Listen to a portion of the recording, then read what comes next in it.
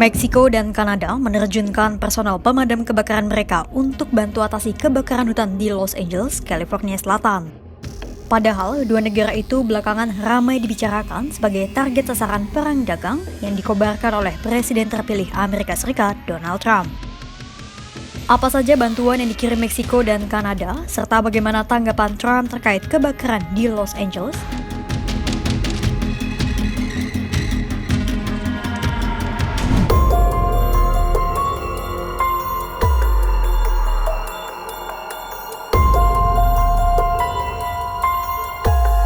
Terlepas dari ancaman perang dagang yang berpotensi akan berkobar di antara Amerika Serikat dengan Meksiko dan Kanada, kemanusiaan dan empati tetap dikedepankan.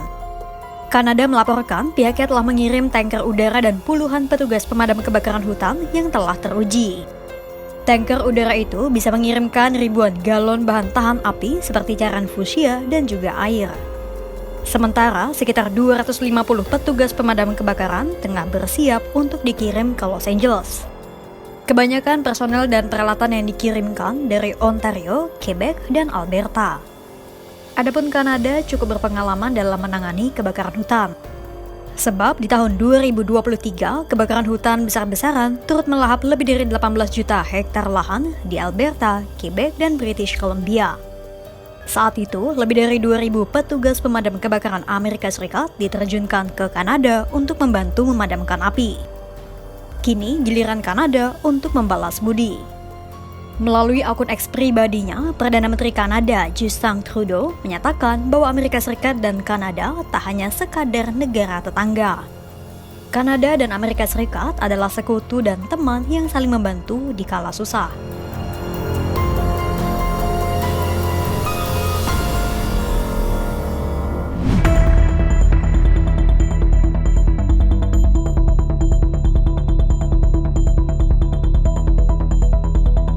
Tak hanya Kanada, Meksiko yang dijadikan bulan-bulanan oleh Trump pun turut mengulurkan tangan membantu menangani kebakaran Los Angeles. Richard Hart, petugas informasi publik Departemen Kehutanan dan Perlindungan Kebakaran California, melaporkan bantuan dari Meksiko sudah datang sejak 10 Januari 2025. We're now starting to get out-of-state resources. We've got resources just in the last 24 hours on this fire coming in from New Mexico, Oregon, Washington, and so we're getting a lot of help. We're going to be getting tomorrow. We're going to be getting some firefighters coming up from Mexico, so coming across the border from some international help, and that's fantastic. Presiden Meksiko Claudia Sheinbaum melalui akun X pribadinya mengatakan negaranya telah mengirim sejumlah personel bantuan dari berbagai lini lembaga. Mulai dari Kementerian Pertahanan, para aktivis kehutanan, hingga Komite Nasional Perlindungan Sipil Meksiko. 2 pesawat yang membawa kru dan bantuan kemanusiaan Meksiko pun telah mendarat di Los Angeles pada Sabtu 11 Januari 2025. Mereka langsung disambut oleh Gubernur California, Gavin Newsom. Newsom pun mengucapkan terima kasih atas bantuan yang telah disalurkan oleh Meksiko. This is what friends do. This is what relationships are all about. Friends in need, being there for one another. We want to be there for the people of Mexico in times of need and disasters, and we're incredibly humbled and grateful that the President was willing to send the crew you see behind me. They'll be out on the lines within the next 24, 36 hours. And we're very, very grateful. Nantinya, petugas pemadam kebakaran itu akan bergabung dengan 14.000 petugas lainnya yang telah dikerahkan ke garis depan kebakaran saat ini. Yeah, we got 14,000 people working the line right now. We doubled the National Guard. We have 1,680 out there helping on the logistics side. I was just with folks from Mexico, 73 folks will be relieving some of our hand crews. We've got 9 states that are now providing under this EMAC system support. So we've got the resources, but we have more important we have the winds that have changed, and that allows us to be more resourceful with existing resources, particularly the aerial resources.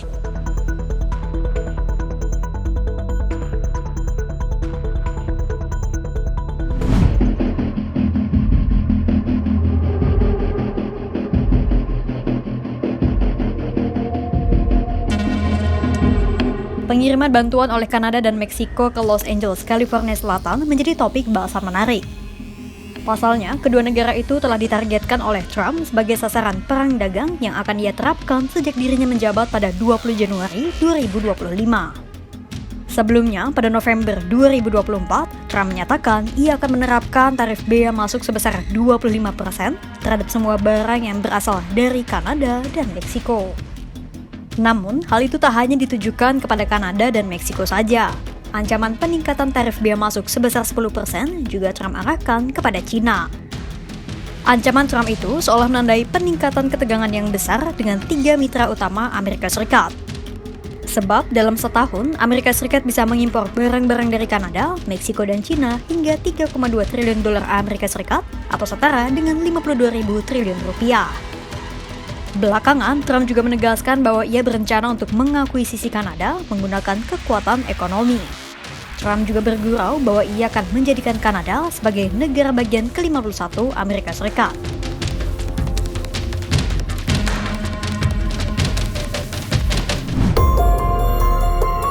Tak hanya dengan Kanada, Trump juga membawa kabar buruk untuk Meksiko jelang pelantikannya.